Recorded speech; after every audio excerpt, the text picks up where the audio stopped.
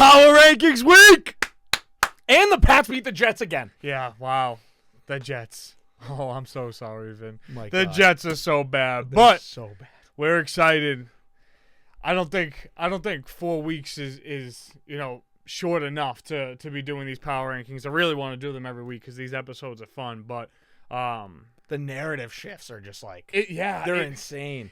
You could spend a lot of time every single week doing it. But Mm-hmm. I'm real excited to get to this. I do have like my back half.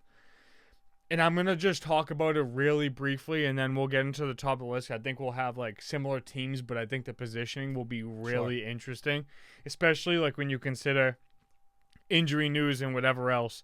I wasn't in love with anything from 5 to 10, if you want me to be honest with you. Okay. But just outside, the teams that were off, 13, 14, 15, 49ers, Seahawks, Broncos. Seahawks had a great opportunity to win and, really set themselves aside. They weren't able to do that. And they have a hungry Rams team, a healthy Rams team coming into town this week. So I feel like that's going to be troubling. The Broncos are playing much better football than anybody else really imagined. So you can't really sell them short. And I guess San Francisco could be higher here. There's still a bunch of injuries.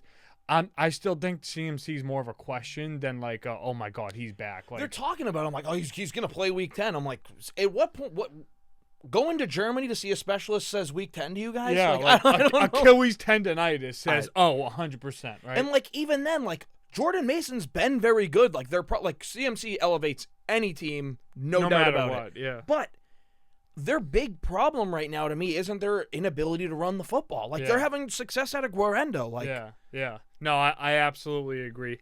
The two teams that I considered for the 10 spot with the team that I have at 10, behind Atlanta was the Tampa Bay Falcons. So Tampa was 12, Atlanta was 11. I really think Atlanta could have been in the rankings. Would not be surprised by any means if they're in yours. they're 12. Yeah. Oh, they're are they? 12, yeah. Wow. And here's the thing. I don't want to panic on Tampa. Like, I think they're fine. They have some adversity to overcome.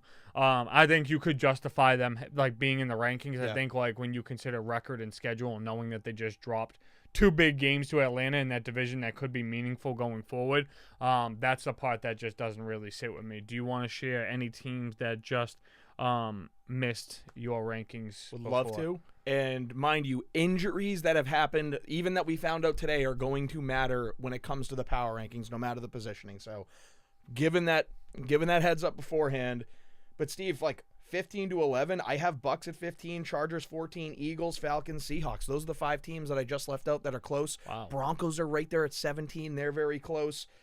But I still get the Bengals pretty far out. The team that I have right on the fringe that I was thinking about for the 10 spot was the Seahawks.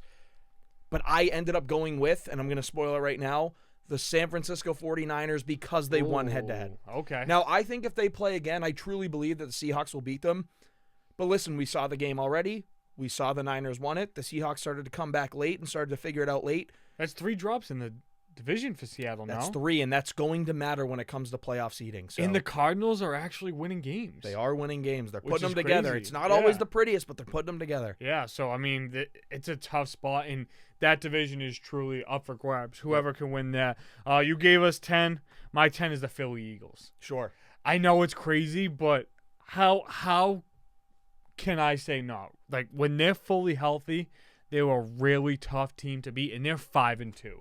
Like, they went from being what was it 1-2 or 2-2? Yeah, 2-2. To getting to 5-2. Like, they got their players back healthy. They got through Devonta Smith's struggles, the AJ Brown injury, and I think the games versus Washington are going to be very telling for both of those teams going forward. Mm-hmm. I think that if I was to say Atlanta here at 10 over the Eagles, I don't think that would strike you as anything crazy. I think the Falcons have won a lot of tough, close games, and they haven't been the most, like, crisp, but it's still been very effective for the way things are going. Getting better, Steve. Yeah. Like, they're literally getting better week to week. Absolutely. 9, Minnesota Vikings. Okay. They went on a little skid. I'm not, like, overly, like, panicking or concerned. Offense will get back to being, I don't want to say best, but it'll be much better. they'll get Addison more involved. Jones will get in the end zone, and JJ will just keep doing JJ things. And Hawkinson's back this week, so obviously going to be a huge help. And they're solid on both sides of the ball, Minnesota. So like I'm not too concerned. Obviously, that Thursday game was like not the way anybody wanted it to go.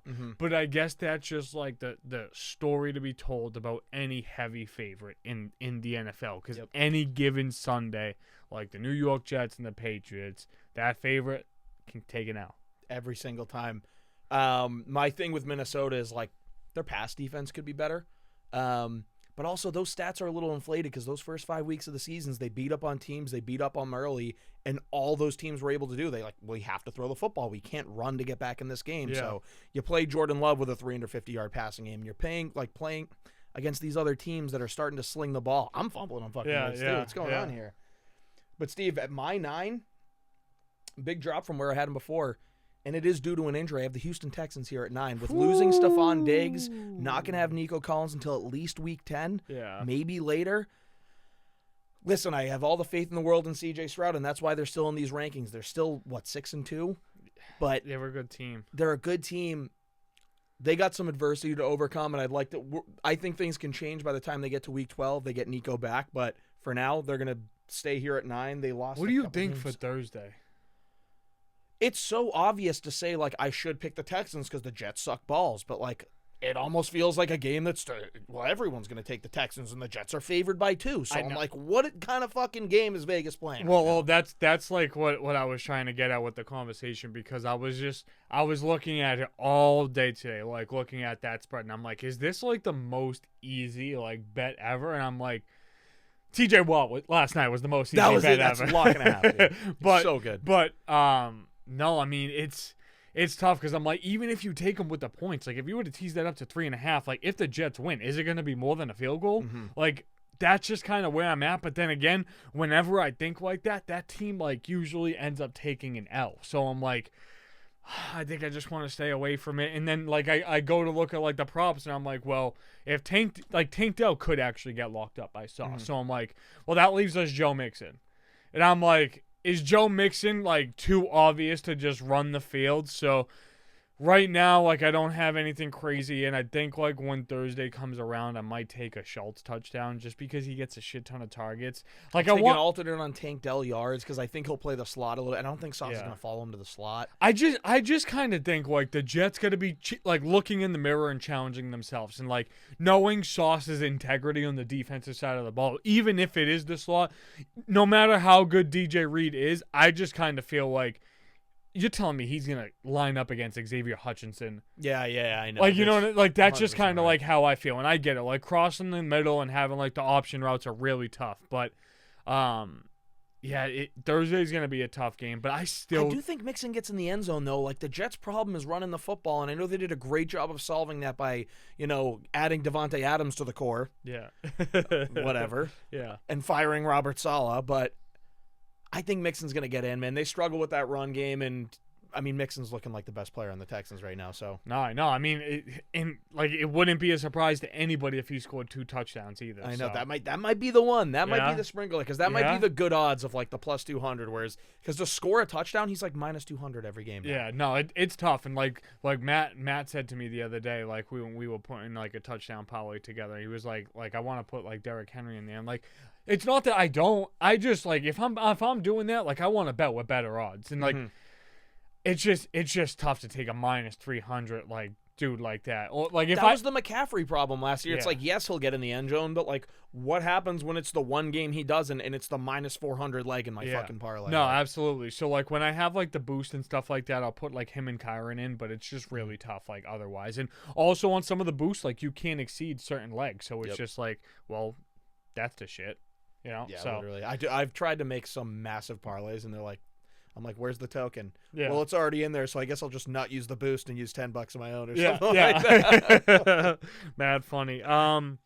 8, and I know you still have some picks to share, but it's tough to have them at this spot. But at the same time, I just kind of feel like I need to see more, and I'm I'm not sold that this team is also a contender. So this is where I have the Pittsburgh Steelers. Okay. Their offense is better. Like, totally better, like with Russell Wilson in there. And I was not expecting that by any means. Nick grilled me for being on the Fields train. Really? I was like, yeah. He goes, you need to send me an apology for fucking glazing For Justin Russell Fields. Wilson. I'm like, Yeah, all right. Yeah, I mean, it's just tough because I also feel like they haven't played too many division games yet. And I think what we just saw with the Ravens this week is those are the tough games. Yep. Like, that's what's going to be really telling over like the next couple of weeks. I feel like a lot of these divisions are going to get those matchups, and like they might get 2 division matchups in 3-4 weeks, and it's just like, well, like that's a brutal stretch and can drastically change someone's season. So I'm like, those are going to be the telling signs. But like me and Matt were talking about it like with the game last night, like it doesn't sit right that the Steelers are a 6-2 team, and they don't reflect as such either.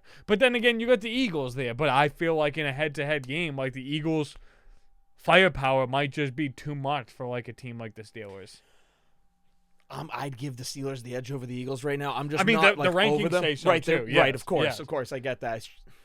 Head-to-head, right, it gets dicey, but I believe in the Steelers a little bit more, and this doesn't have to do with Will. This has nothing to do with Will, Yeah. but like I do believe in them. I think they look better. I like Mike Tomlin just out-coaching the bejesus out of Nick Sirianni, and I like them being able to slow the game down to their speed and letting their defense take part because, listen, like, we talk about how great the Eagles' O-line is. It's like this year it's been a little bit worse than it's been in years prior, and of course it's going to happen when you don't have Jason Kelsey able to take anyone on in the middle. For sure. So, the outside gets a little bit left unlooked at, but like TJ Watt would, I think, eat in that game.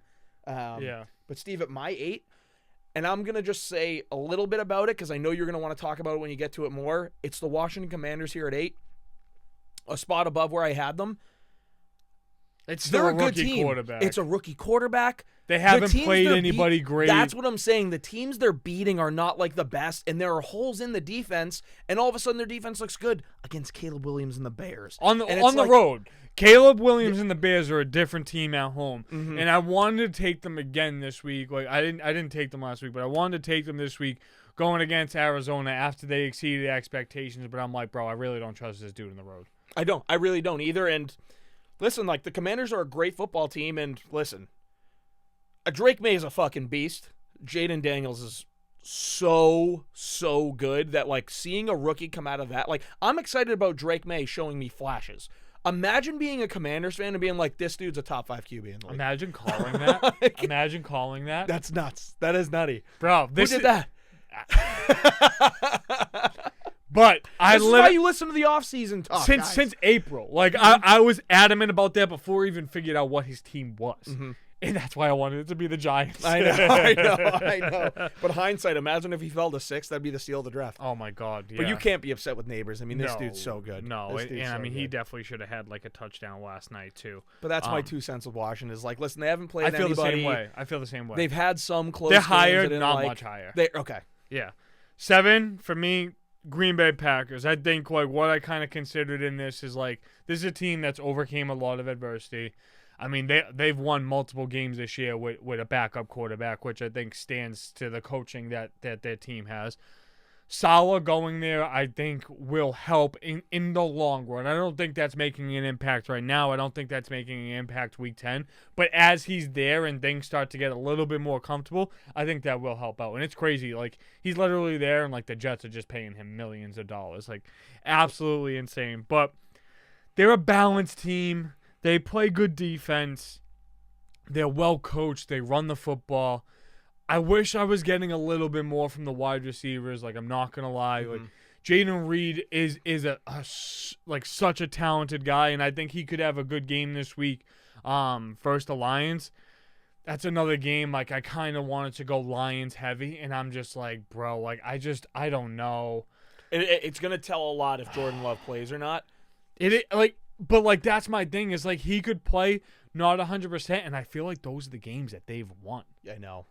They figured out they're a really good football team. Yeah. But I'm with you on the receivers. It's just like someone usually plays well. Like Dobbs had a really good first half, and then he kind of went away. Jayden Reed had a big catch in the second half, and then there was really not much else. And it's like, well, we got to get it to Kraft on tight end day, and Kraft's kind of well, been though. like underrated tight end. Like, he's probably top 5 at that position this year. Dude, he's playing really good football. And Yeah. I mean, we're tooting the fucking Luke Musgrave. Especially me. I was tooting the Luke Musgrave horn a lot, and then all of a sudden you see the way Kraft plays, and you're like, dude, Tucker Kraft is Balling. They got weapons over there, and they have Yeah. the ability to spread it out and hit you with something different every game. For sure. That's what makes the Packers really dangerous to me. We'll get to them on my list. Steve, at 7's where I have the Steelers, so nothing crazy, like not too far off of where you had them.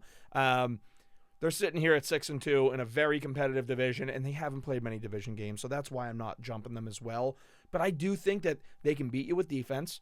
Najee Harris is playing better. Like, he had a very good game last night. Tyrone Tracy had a great game last night too. Bro, he looked 5th round running back, bro. Really good. And look, I'm not justifying anything because I still wish Saquon was on the team, but that's why you don't. Right. You know what I mean? Like, and it's not that it's not even that like he's out playing Singletary too, and Singletary had like a great start to the year. Yep. And this is a team that like struggled to run the football unless we had the boom from like Saquon. You know what I mean? Like, and that was it. Like, Saquon would have 10 plays that literally went like a total of 2 yards. And Tracy did that last night with a banged up O-line. My God, like, and I mean, he was a saving grace for the Giants last night. So, he looks very promising. In like the fact that he was like a wide receiver in college, like, you can do a lot of things with him. He can be very dynamic, and that's something I think they're really going to focus on a lot more too. And like, I wish like, and he runs hard and tough. Like, if they had a bruiser in with him, like a Monty Gibbs type of, it would look really well. Yeah, it would. Really quick, back to the Steelers. Just here at 7, Mike Tomlin, elite coach. Russ has made this offense look so much better. The defense has always been on point, and they're going to keep being on point as long as T.J. Watt's healthy. As great as Dexter Lawrence is, T.J. Watt is right now my defensive player of the year. He is playing unbelievable football, and it's still going less talked about than I'd like to hear. Dexter Lawrence is obviously playing fantastic as well. But yeah, I mean, I think it's impressive that like a nose tackle legit is leading the NFL in sacks, and like 100%. this was a guy that like we were saying, oh, like he'll probably be the third fiddle to Tibbs and Burns, and like Burns is still playing well. Tibbs hasn't seen the field.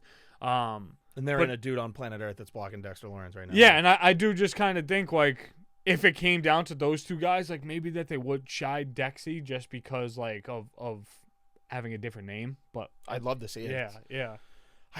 T.J. Watt's such an anchor. Like, then you have Highsmith out, and T.J. Watt's still balling. Yeah. But then Highsmith goes back in, and it's like, well, you're fucked. Yeah. Like, how the fuck? No. What are you gonna do? Because Cam Hayward's in the middle too. It's like there is more support on that Steelers defense, even though the Giants have a great front 7 as well. Yeah.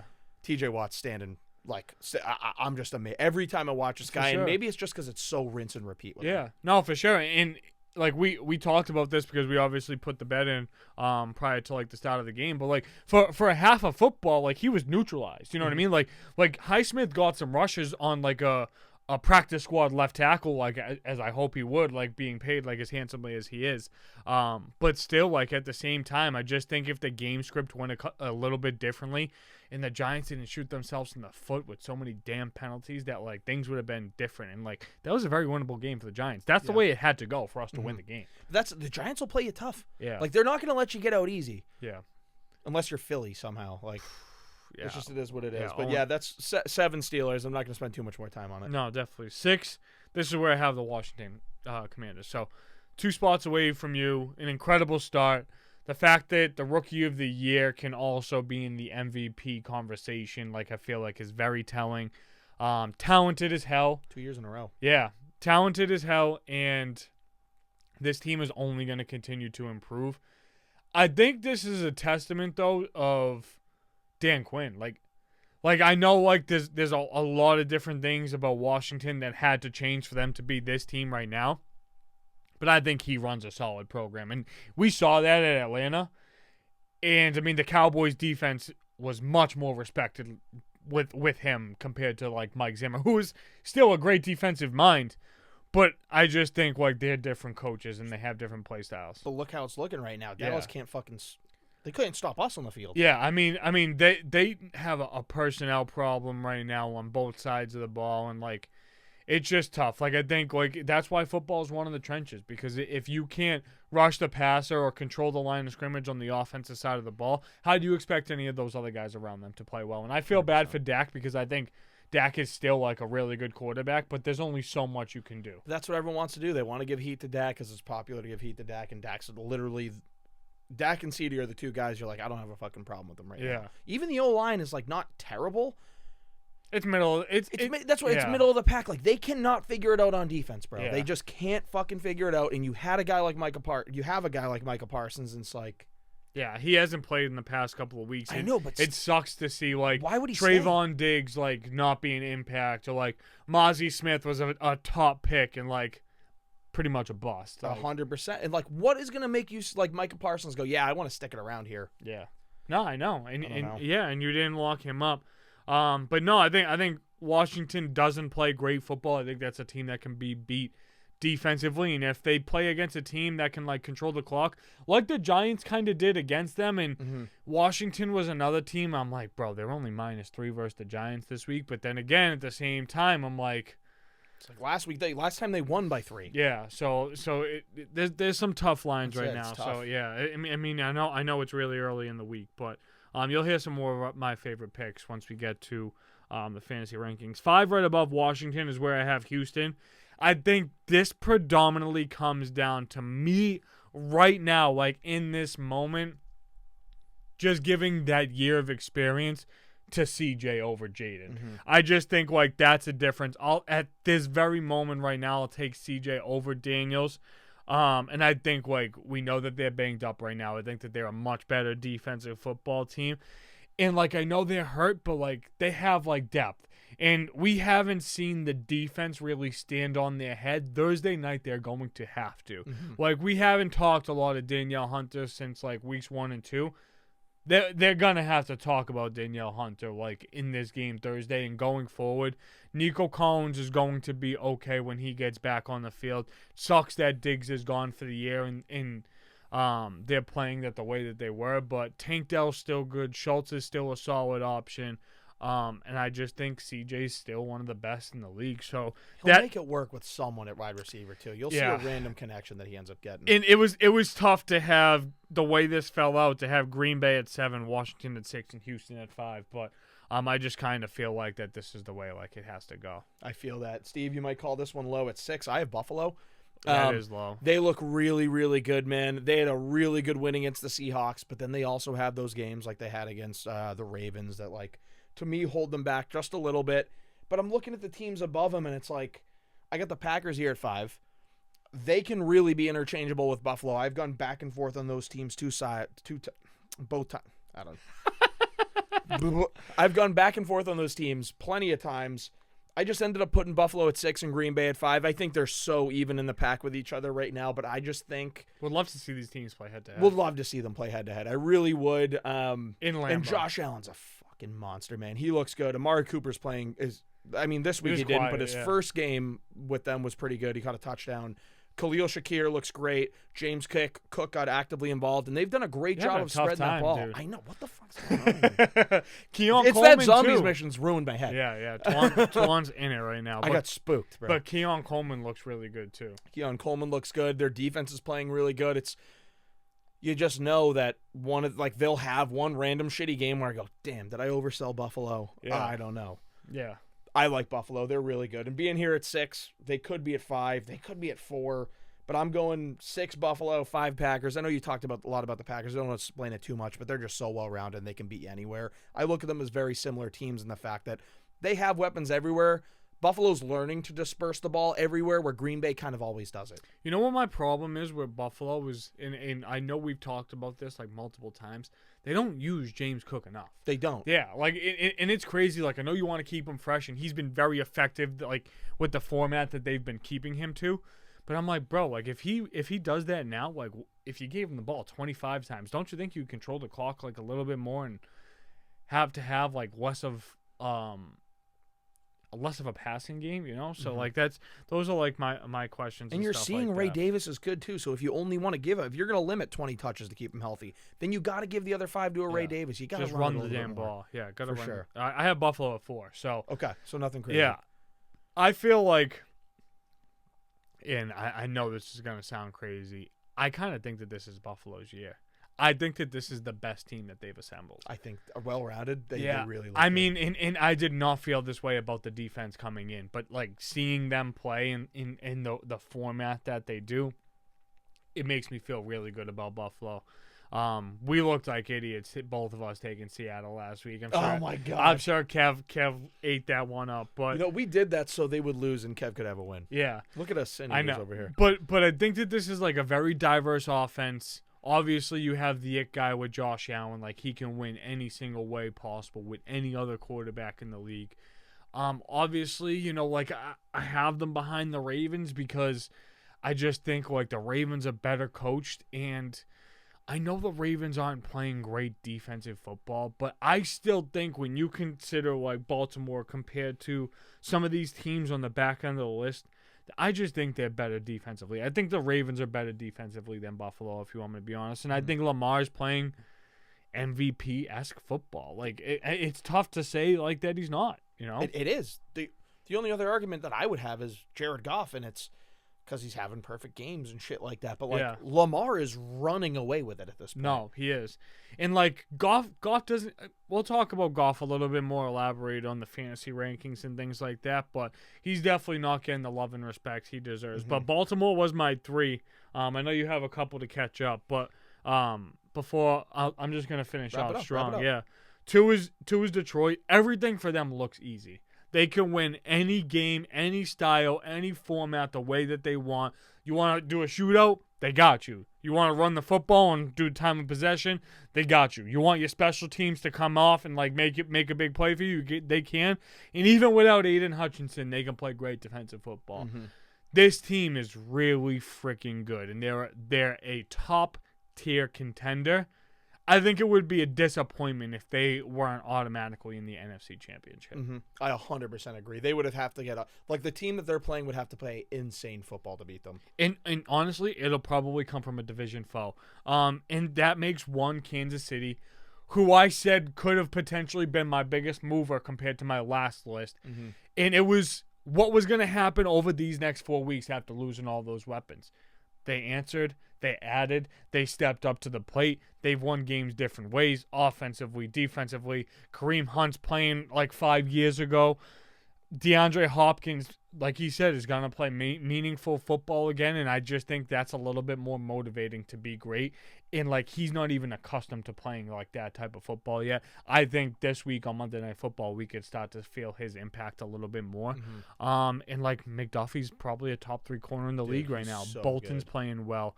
We haven't even started talking about Chris Jones yet, so it's just like, bro, like, Xavier Worthy has been, like, effective. Like, I don't know if he's been the receiver that they've kind of thought, but at the same time, like, they found a way to make it work in that system. And, like, Mahomes is finding those, like, Noah Gray guys, and he's like Justin Watt, like, he's finding the other guys and stuff too. So they're up there, man. They're winning games still. I'm gonna wrap up my list. 4, I got Minnesota. They're still sitting here at 5-2. Above Buffalo. I do have them above Buffalo. Wow. Is there any part of you that that's a hard decision? Because I don't feel like super hard, dude. When I look at 6 through 2 is really hard to me. 1 is locked in for me. 6 through 2 is really hard. And then 10 through 15 was really hard. But listen, when we're going to these between 4 and 6, it's the slightest of edges there. I think Minnesota's due for a couple wins now. They had their couple games that they slipped. Like, Aaron Jones is going to get in the end zone this week. You can lock that one in. Yeah, I think so too. And listen, they're still playing good football. They dropped a pair of games, but we knew that they had to come down to earth at some point, and they're going from 1 to 4 here, so they're still in the top 5 for me. They still have an elite coach. The best play caller in football, I would add, I think, is Kevin O'Connell. They have the best wide receiver skill-wise in football, I still think, is Justin Jefferson. Sam Darnold's not playing bad football. Aaron Jones has played well over there. And listen, they have a lot of yards against them. But their defense isn't playing bad. Brian Flores has done a pretty good job taking what used to be the worst defense like 5 years in a row and brought them to a point where they're now able to win games and not lose. My argument with that, just for a team specifically like Buffalo, is I still think that Buffalo is having better quarterback play. For sure. And I think that they're a better defense at this moment in time. And I just think like that those are the reasons why I would have them above. I get that. They're super, super close. I'm giving Minnesota the edge. I like some of their wins that they've had too. So they've had some impressive ones. They've played some tough teams, and so has Buffalo. But like Buffalo did lose to the Houston Texans, and they got smacked up by the Ravens. But those are their 2 losses. Whereas Minnesota's was who they just lose to this week? The Rams. The Rams, which that felt. Listen, I picked the Rams. You did. I did pick the Rams. It just felt fucking wrong. That game felt so wrong to me. It felt ugly, and it just turned out how it was. But I'll get to 3, and we'll wrap this up quick. I got the Ravens here at 3. I think it could be their year. I think this one could be their year. Dial it in on the defense a little more. And when I say on the defense, stopping the pass a little bit more, because I think they're good on the run. Yeah. Stop the pass a little bit better. You add Deontay Johnson, which we did this year, or did today. I think they're going to be a really good football team. I'm a Raven now. I'm a Raven now. Mush. 2, I got KC. They're 8-0. Wow. They're unbelievable, but I do think when I watch the Detroit Lions play, I think they're the best team in football. So that record doesn't mean anything to you. It so does, but Detroit's lost 1 game. That's a difference in 1 game, whereas like if Detroit was 8-0 and Kansas City was playing with the Lions record, you would have that switched. You think I still have the Lions first? I think you would. If the Lions were 8-0 and Kansas City had the Lions record, I think you would have Detroit 1 if their play was switched. I don't know. Not if they were the way Detroit. Because here's the thing with Detroit is I look at this -11 line that they have against Tennessee. I go, that's a big line that almost feels like a trap. And then 5 minutes into the game, I go, how the fuck did I not take it? Because that was the most obvious thing ever. Yeah. They go out and they beat the shit out of the teams they need to beat the shit out of. They will drop an occasional tough game, but you know when it's coming. Yeah. Like you know when that tough game's coming that they might drop, and even then they hang in it. They do. They're one of those teams that can play in every aspect of the game, and not that KC can't. But KC's not playing the best. I'm expecting more from KC, and maybe it's like a Pat Mahomes thing because they're winning football games. Pat Mahomes is playing his worst season that I've seen him play. Bro, they're going to have 11 wins by the time Week 13 comes. They will. They will. I think Detroit will too. Oof. Well, I mean, like I said, those division games going to be tough. They're going to be telling. So they're going to be tough. Listen, KC is playing crazy really that good. we're talking about Week 13 right now. I know, dude, but I think KC's playing good football. They're winning games. I'm not attributing it to the players on offense. The defensive players are playing outstanding. But Andy Reid's winning them winning them 8-0, right? For sure. Got them at 8-0. For sure. What is wrong with me, Steve? Yeah. They got them at 8-0. But I look at football. I'm watching these teams play football, and every time the Lions step on the field, they look like the best football team in the league to me, and that's why I got to give them. It looks easy. It looks so much fun, too. They're going out there, and they'll go, we want to run it up the gut this game. David Montgomery will go off. We're going to stretch it to the sides. We want Jahmyr Gibbs to go off. He'll go off. Yeah. Khalif Raymond's going to run a kickback that way, too. So you're like, how the fuck can you stop this team now? I know. I got you. Well, I'm going to run down 10-1. You run down 10-1, and we're going to get over to the fantasy football rankings. There you go. 10 the Eagles, 9 the Vikings, 8 the Steelers, 7 the Packers, 6 Commanders, 5 Houston, 4 the Bills, 3 the Ravens, 2 the Lions, and 1 the defending 2-time champions, the Kansas City Chiefs. Unbelievable. Here we go. 10 Niners, 9 Texans, 8 Commanders, 7 Steelers, 6 Bills, 5 Packers, 4 Vikings, 3 Ravens, 2 Chiefs, and 1 the future Super Bowl champions, Detroit Lions. Since the Sandbox fans, we will be back with the fantasy football rankings post Week 12. In the meantime, start getting your canned goods ready and come join us on November 16th for a party. Twon's already ditching us. Let's come have the limbo line. Listen, I got to go watch the Gamecocks take care of business. Yeah, and they're going to lose just because you're there. I'm honestly rooting against them. Yeah. You guys know the deal. Peace, love, 5 stars, nothing less.